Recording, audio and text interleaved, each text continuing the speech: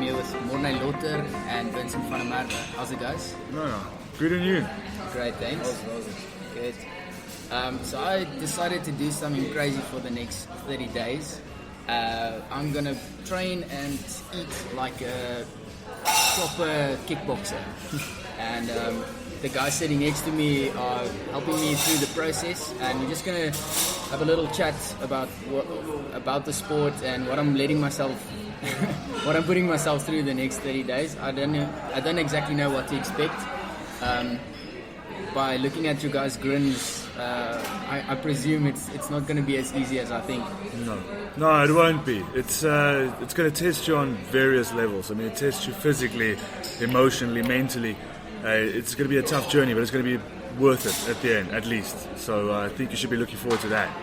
Great. So that was Morne Lotter. He's the owner of Shido Fighting Systems here in Centurion. Just give us a bit of a background story. Where are you from? How did you get into kickboxing? How did you get into the fighting thing? So I'm from Centurion here, where my gym is at, and I've been doing martial arts now. This is the 15th year of me doing this. So I've been doing various martial arts, and around 2009 we decided to start Shido, which is the gym that you're training at now. Great. So this is now the 10th year of Shido running and doing what it's doing. And over the years we've created over 50 champions. We've got a good track record. So for what you wanted to do, you got the best place to do it at. So welcome. Great. So if you're listening, if you want to check them out on Facebook, they also got a nice website. You can check out Shido Fighting Systems. And if all goes well, in the next 30 days, we're going to have a little event as well. And you're most welcome to come and join us for that. Vincent is my personal trainer, so we've been doing morning sessions in the past week. Vincent, just tell us a bit about your story. Okay, so I started martial arts in 2010, started at Shido, 2011, started at Shido with Morne when I finished school. Journeyed, went through a lot of weight loss process, moved around with the gym, because the gym relocated a few times, improved the facilities and stuff, so did that, improved, got better skill, started competing seriously. Up until a few years ago I was working full time and doing this off on the sideline, and I decided it's time to do this full time and resign my work, and then spoke to Morne, and now we're sitting here about 3 years later.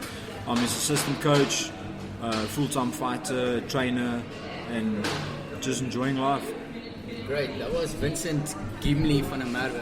So I just quickly want to hear, where did the Gimli nickname come from?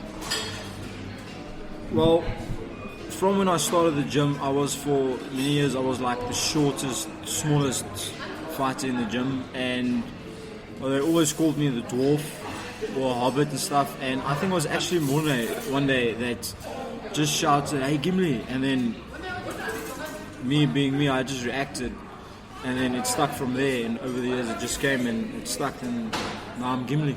Nice. Okay, awesome. Oh, for those people who don't know who Gimli is, he's a dwarf from Lord of the Rings. It's pretty much this dwarf warrior, so yeah, that's why it sticks with him.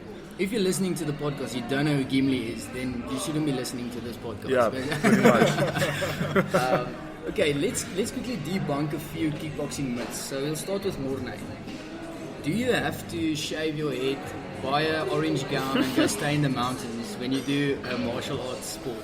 No, not at all. I mean, it's the same thing. The biggest, you could say, excuse I get from people that say, "I'll come do martial arts when I'm fit, when I'm ready." You know, that's like saying you're going to go to school once you know everything that you're going to do at school. It doesn't work that way. Our job is to get you fit, to get you ready, to teach you. It's a school. So there's no requirement to come to a gym like this. The biggest myth is that people think you have to be ready to get there, that you have to be on some sort of level. That's not the case. I mean, we've in the past, we've had kids from like 3 years old. We don't take that age anymore. We only take from about 5 now. And we had guys, I had one guy who was 75 who was training with us, and he only started around about that age, and he did well. So there's no requirements, it's for everyone. So that's one of the biggest myths out there, to be honest.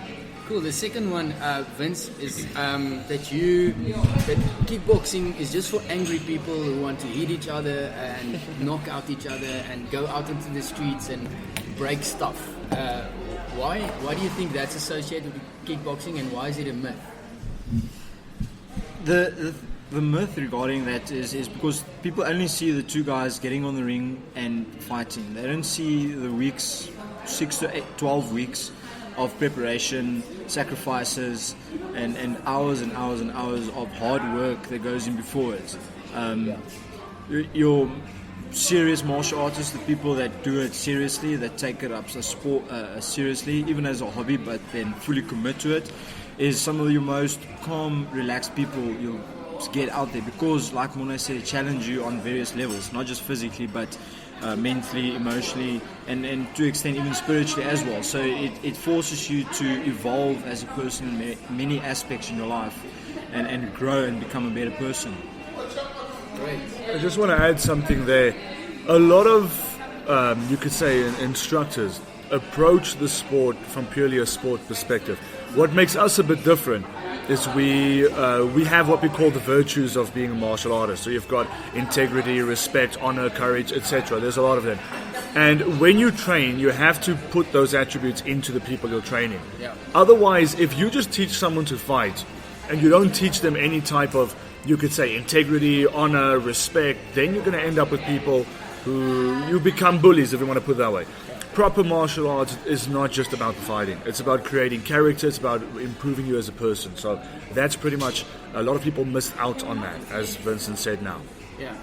So just leading into my next question, with regards to the physical aspect of it, the emotional and, let's say the spiritual aspect to it, how do you guys approach that from your guys' side to implement the values that you have? If you're following me on social media, I'll post some pictures of Shido. You can see the values are up on the wall, and it's implemented through the daily exercises. How do you work on the emotional and spiritual side of the people coming to train? Yeah, I'll give one example. Let's say you still will experience this yourself if you haven't. When you train, frustration is real. You get frustrated, you don't get things right. Maybe when you do sparring, which is like when you mimic a fight, it's a play fight, and sometimes someone hits you and they hurt you, or whatever the case is. If you lose your temper, that's something you have to work on. So the easiest example would be when students kind of lose it and they lose their temper, we remind them, hey, breathe deeply, get yourself back, get yourself centered, control your emotions. So that's one of the biggest ones. That's a good example. Okay. And on a lighter note, if I'm not mistaken, Mornay, you've been training Vincent for a while now, in the ring. Is there a funny or embarrassing moment between you guys where you maybe lost his cool or something like that you can think of? I see you guys are both grinning, so maybe you can, if you're thinking of one story, or you can share two.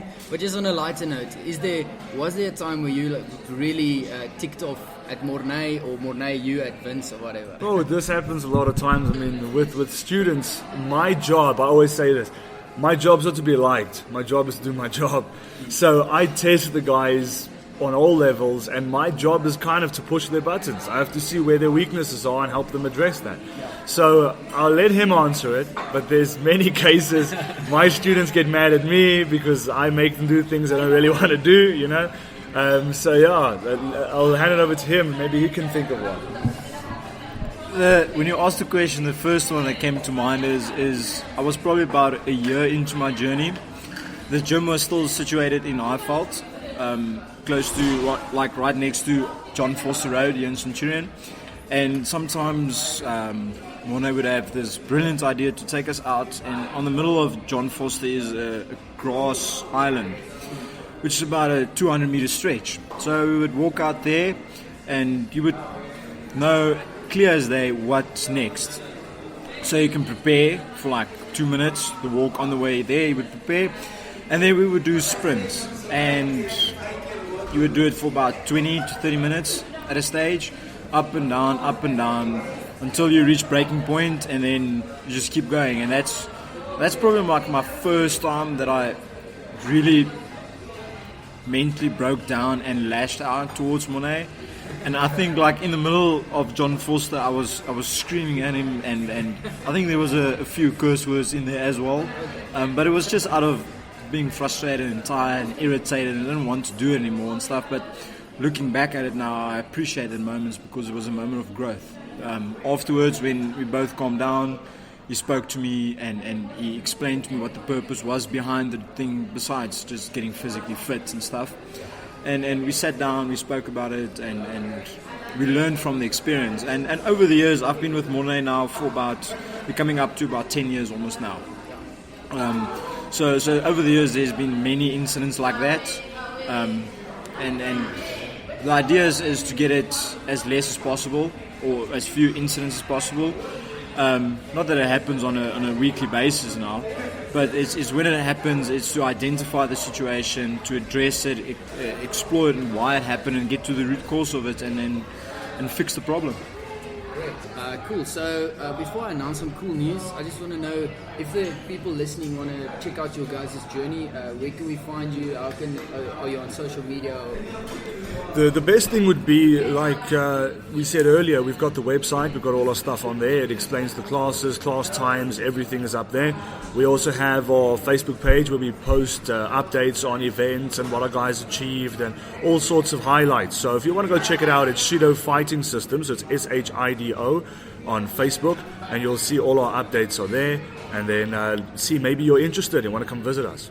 Great. And on a personal level, Mornay Lotte page, is there anything you do on a personal level that people can follow? Yeah, for sure. You can follow me on Facebook, which is obviously my name, Mornay Lotte, and on Instagram also it's at mlotte92. You can check me out. I do a lot of things there, and some of the posts that people find exciting. Sometimes I do teachings there, some training tips. So check it out, and then maybe you learn something. Cool. Thanks so much. Vince? Yeah, gym-wise, you can, like Mornay said, check out Shido's page and stuff. And then on a personal level, on Facebook, you can check me out. I've got my personal profile is just Vincent van der Merwe, and then I've got a page where I upload some stuff. It's Vincent Gimli van der Merwe, so you can check that out. And then on Instagram, it's just at Vince Kickboxing. And I try and post as often as possible. Don't always get to it, but yeah, I post my journey on my social media. Great. Thank you so much. And before we say goodbye, everyone who's listening, I spoke to Mornay and them beforehand, and I arranged for everyone who's listening a free session. If you want to check out what kickboxing is all about, you can come and check out your first group session for free. See if it's for you, if you want to join the group. Once again, check out where they are online. If their location is also available online, and then you can join us for a class or so. I just want to add one thing before we say goodbye. With the martial art gym, basically, I want you guys to change your thinking about it. It's not about the fighting. It's not really about getting fit even. It helps, yes. You can defend yourself, you feel better, you look better, and you know, when you look good, you feel good, and that all helps life in general. But the whole point is to get you to become you could say, a better version of yourself, to control your emotions better, to have more perseverance, to improve your relationships, handle stress better. That's the bigger benefits, and that's what I want you guys to think about when you think about this. It's the deeper things that helps you for the rest of your life. I mean, you can fight and look good until you're like, 70 or 80, and you can't fight like you did when you were in your 30s. That's not what it's about. It's about the stuff that helps you lifelong, that stays with you. That's the idea. Like Vincent said earlier, we push them sometimes to a level where people, you don't want to carry on. You're getting like, I just want this to stop now. That's where we teach you, finish it, keep going, work on your mental toughness, stay calm, think, keep an open mind. That's what we do. So that's the benefits of what we're doing. Great, awesome. Thank you for sharing that. And I think that's the reason we're doing this. It's just to debunk some myths, to show that if I can do it, if I can get through the 30 days, then anyone can. And that's exactly what we want to do. Vincent, anything from your side before we say goodbye? No, I think everything's covered. And just good luck to you on your journey. Keep pushing hard. And then we'll update the people as we go. Great, yeah. So this is not the last time we're going to speak to you guys. We're going to do some updates, and then obviously at the end of this 30-day journey, if I'm still alive, we'll do another podcast and just do some closing statements. But thank you so much for listening, and thank you so much for joining us. Thank you so much for having us on it. Thanks. That concludes episode 3 of The Guy Doing Things. What are you up to? Are you gonna do this with me, or are you still running around? Or maybe you're still enjoying that coffee. Anyways, keep it real. Catch you next time.